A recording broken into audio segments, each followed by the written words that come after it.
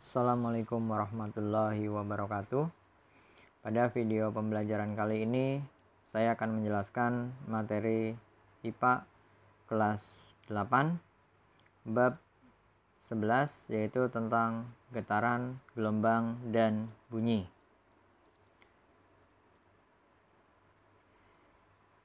Pada video pembelajaran kali ini saya akan fokus menjelaskan bagian getaran dan gelombang.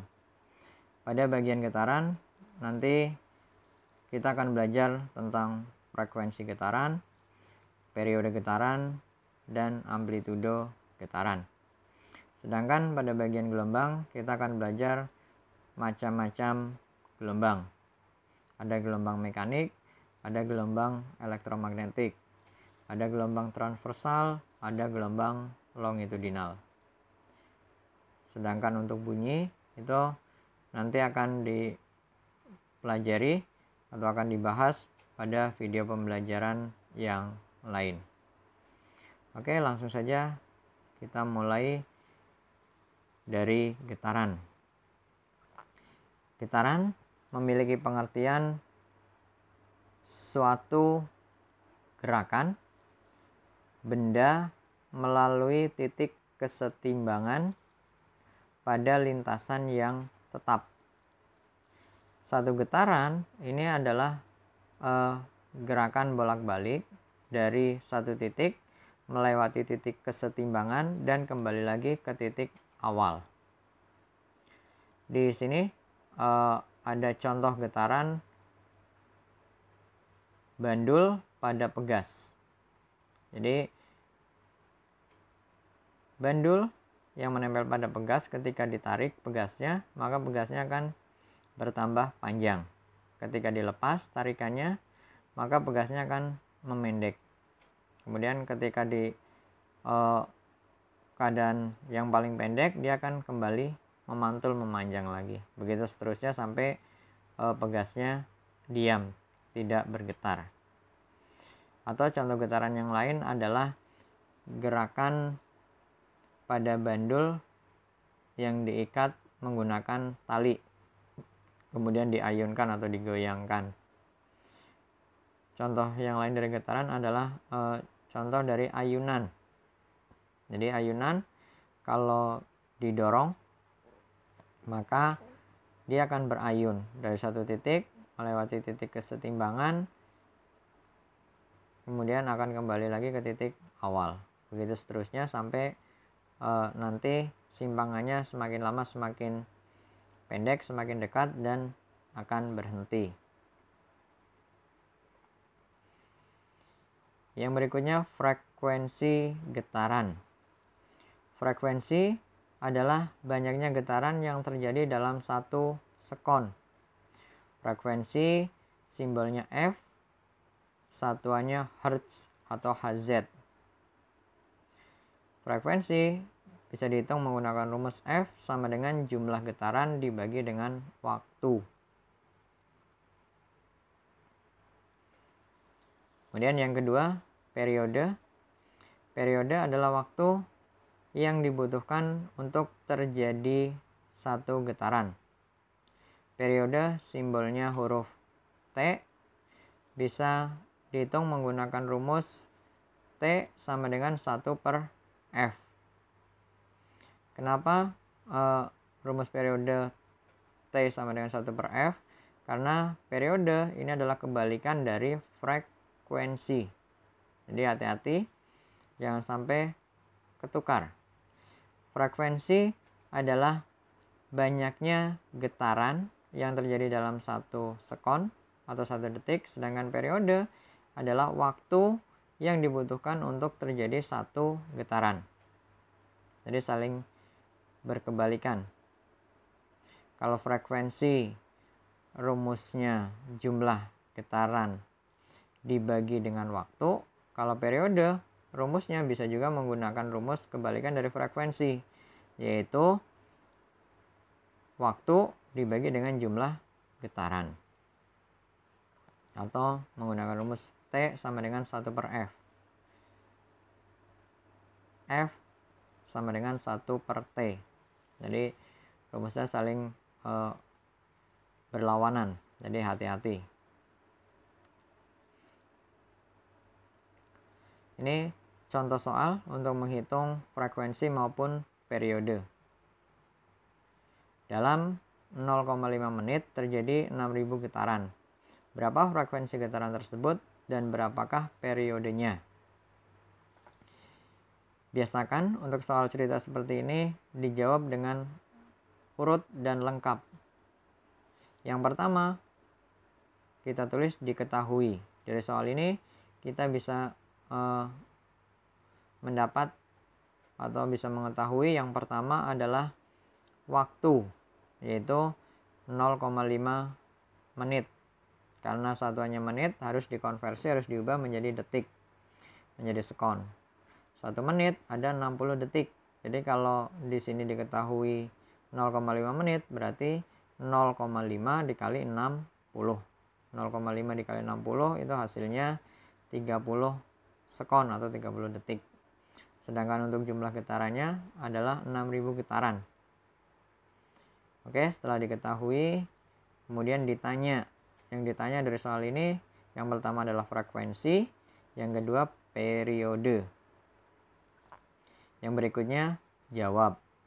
Jawab, karena yang ditanya frekuensi, rumusnya sesuai dengan besaran yang diketahui, maka menggunakan rumus frekuensi F sama dengan jumlah getaran dibagi dengan waktu. Jumlah getarannya 6.000, waktunya setengah menit. Kita ubah ke sekon, ke detik menjadi 30 detik atau 30 sekon. Jadi 6.000 dibagi 30. 6.000 dicoret nolnya 1 jadi 600. 30 dicoret nolnya 1 jadi 3. 600 dibagi 3 sama dengan 200. Oke, lanjut ke bagian yang B. Yang ditanya periode. Periode rumusnya adalah 1 per F. 1 per F. Jadi 1 itu tetap ditulis 1 karena memang ketetapan rumus, jadi nggak berubah.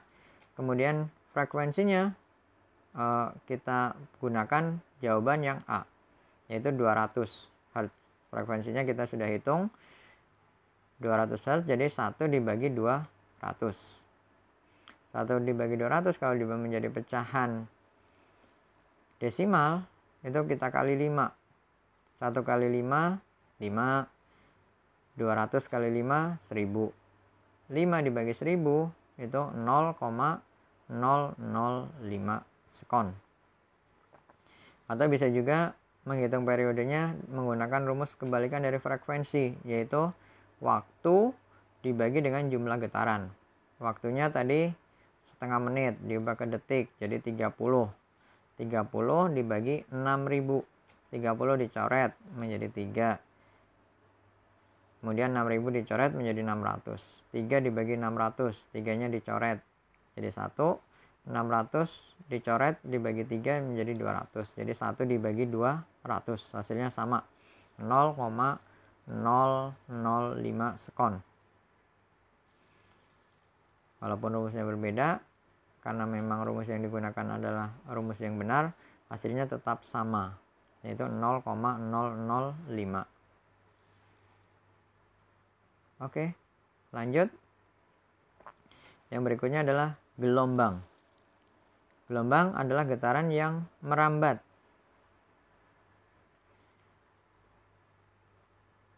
Jadi getaran ini sebetulnya adalah bentuk energi berupa usikan atau gangguan.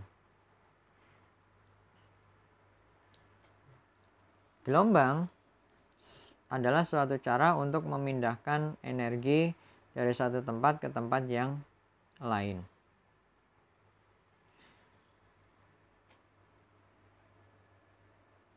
Berdasarkan media rambatnya, gelombang terbagi menjadi 2 jenis, yaitu ada gelombang elektromagnetik dan gelombang mekanik.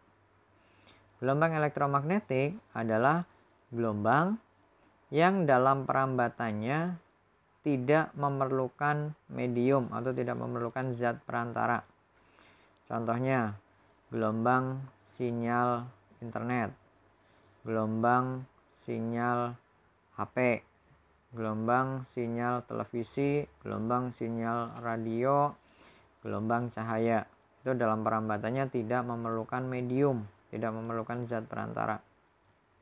Sedangkan yang kedua, jenis yang kedua adalah gelombang mekanik.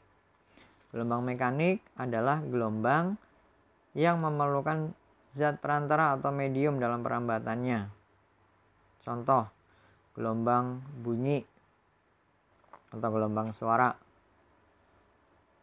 Itu dalam merambat memerlukan medium. Mediumnya bisa berupa zat padat, bisa berupa zat cair, bisa berupa gas. Contoh gelombang mekanik yang lain adalah gelombang yang terjadi pada tali yang digerakkan.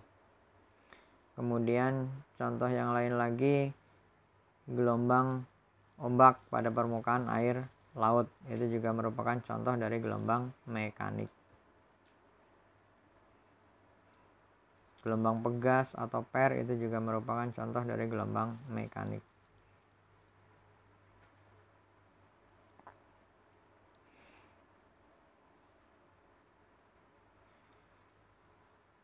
Kemudian berdasarkan arah rambat dan arah getarnya, gelombang juga dibedakan menjadi dua. Ada gelombang transversal, ada gelombang longitudinal. Gelombang transversal adalah gelombang yang arah getarannya itu tegak lurus dengan arah penjalarannya atau arah rambatnya.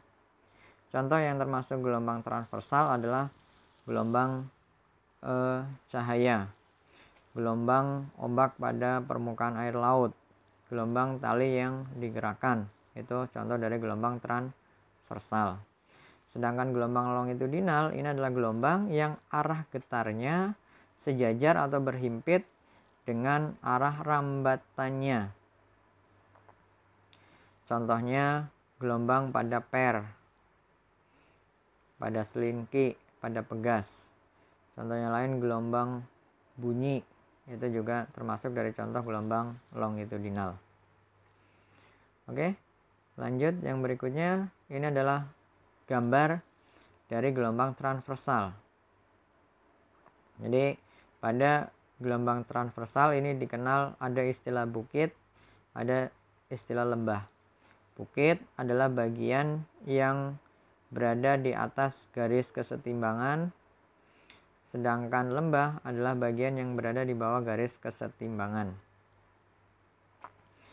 Di gambar ini ada dua bukit, yaitu bukit A, B, C dan bukit E, F, G.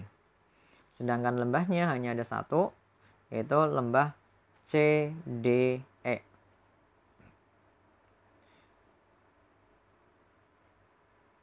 Satu gelombang itu terdiri dari satu bukit, satu lembah.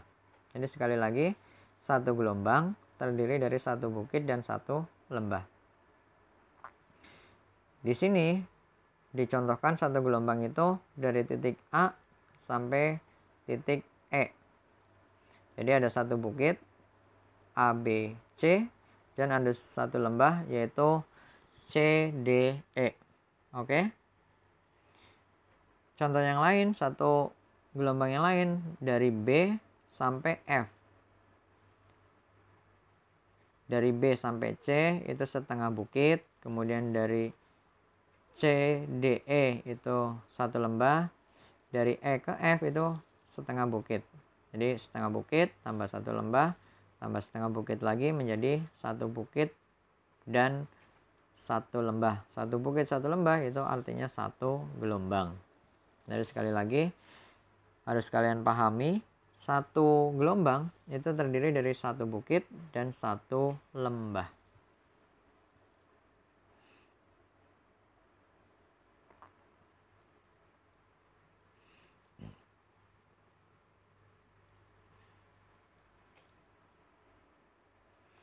Yang berikutnya gelombang longitudinal. Gelombang longitudinal ini adalah gelombang yang tadi arah rambatnya sejajar atau berimpit dengan arah getarannya. Pada gelombang longitudinal ini dikenal istilah rapatan dan renggangan. Rapatan adalah bagian yang jaraknya saling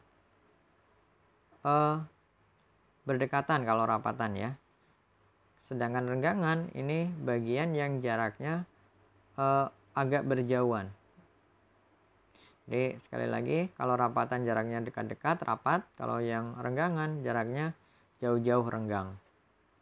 Satu gelombang terdiri dari satu rapatan dan satu renggangan. Di gambar ini, kalau kalian perhatikan, ada 3 renggangan dan ada 3 rapatan. Jadi total jumlah gelombang pada gambar ini adalah 3 gelombang.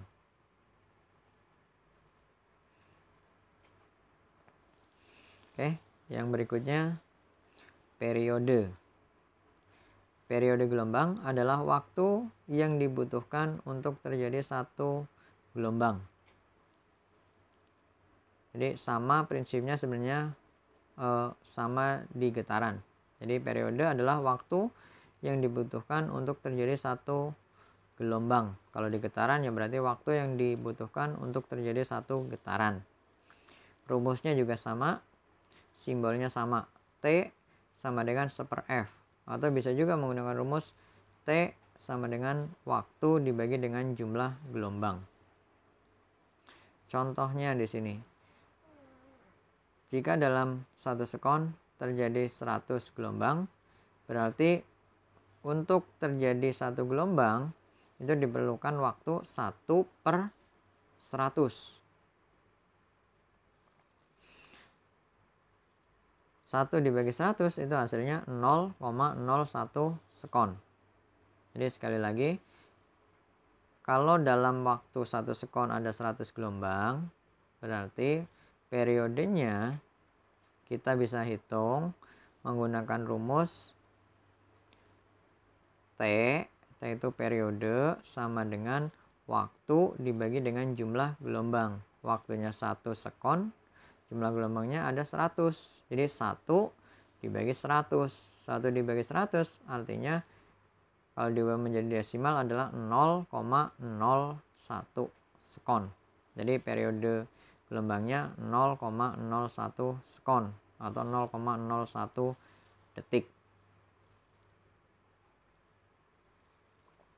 Oke, yang berikutnya lanjut. Yang berikutnya frekuensi. Frekuensi adalah gelombang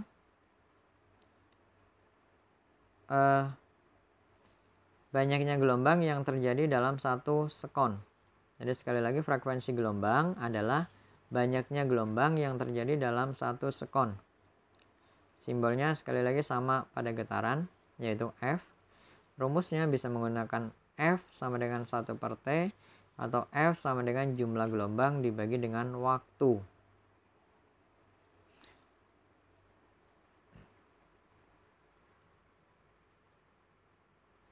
Ini contohnya untuk menghitung frekuensi. Periode sebuah gelombang adalah 0,025 sekon. Berapakah frekuensi gelombang tersebut? Itu pertanyaan pertama. Yang kedua, dalam 10 sekon akan terjadi berapa gelombang? Itu pertanyaan kedua. Jadi ketika ada soal seperti ini, seperti biasa, kita tulis terlebih dahulu diketahui. Dari soal ini yang diketahui adalah periode T sama dengan 0,025 sekon. Kemudian itu untuk menjawab pertanyaan yang A, pertanyaan pertama. Kemudian untuk menjawab pertanyaan kedua diketahui lagi waktu. Waktunya 10 sekon. Kemudian setelah ditulis diketahui, ada periode 0,025 sekon, kemudian waktu 10 sekon, ditanya, yang ditanya adalah frekuensi, Yang kedua frekuensi tapi pada waktu 10 sekon atau jumlah gelombang yang terjadi pada waktu 10 sekon selama 10 sekon. Kemudian jawab, kita gunakan rumus karena di sini yang diketahui adalah periode, jadi kita menggunakan rumus F sama dengan 1 per T. Jadi 1 kita tulis karena itu rumus, dibagi T periode. Periodenya 0,025. Jadi sama dengan 1 dibagi 25 per 1000. Oke, saya ulangi. 1 itu tetap ditulis 1 karena memang itu rumus persamaan. Jadi tidak perlu diganti. Kemudian T atau periodenya itu 0,025. Jadi 1 dibagi 0,025. Dari pecahan desimal ini bisa kita ubah. 1 dibagi 25 per 1000. 1 dibagi 25 per 1000 bisa kita tulis 1 kali. Bagi berubah jadi kali, tapi pecahannya jadi dibalik. 1000 dibagi 25. 1 kali 1000 hasilnya 1000.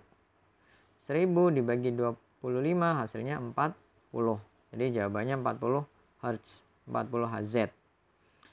Kemudian yang kedua ditanya adalah jumlah gelombang dalam waktu 10 sekon. Frekuensi itu selain menggunakan rumus 1 per T, bisa juga menggunakan rumus jumlah gelombang dibagi dengan T. Karena kita akan mencari jumlah gelombang, maka gunakan rumus yang ada jumlah gelombangnya. Jadi kita menggunakan rumus F sama dengan jumlah gelombang dibagi T. Karena yang ditanya jumlah gelombang, sekali lagi rumusnya berubah menjadi jumlah gelombang sama dengan F frekuensi dikali dengan T waktu. Frekuensinya sudah kita ketahui, yaitu 40, sedangkan waktunya 10. Jadi 40 kali 10 sama dengan 400. Oke, kita lanjut.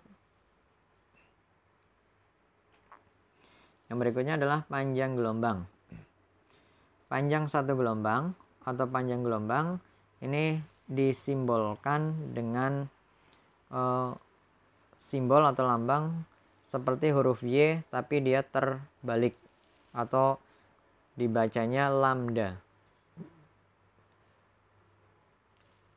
Lambda atau panjang gelombang atau panjang satu gelombang adalah panjang jarak yang ditempuh oleh gelombang dalam waktu satu periode.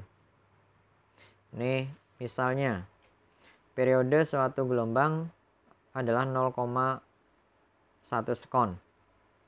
Dalam 1 sekon gelombang menempuh jarak 10 meter. Dengan demikian panjang gelombang tersebut adalah 10 dibagi 1 dikali 0,1.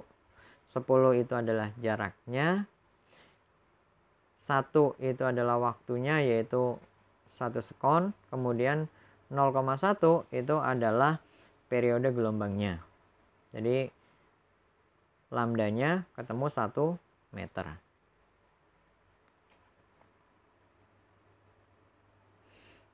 Oke, kita lanjut.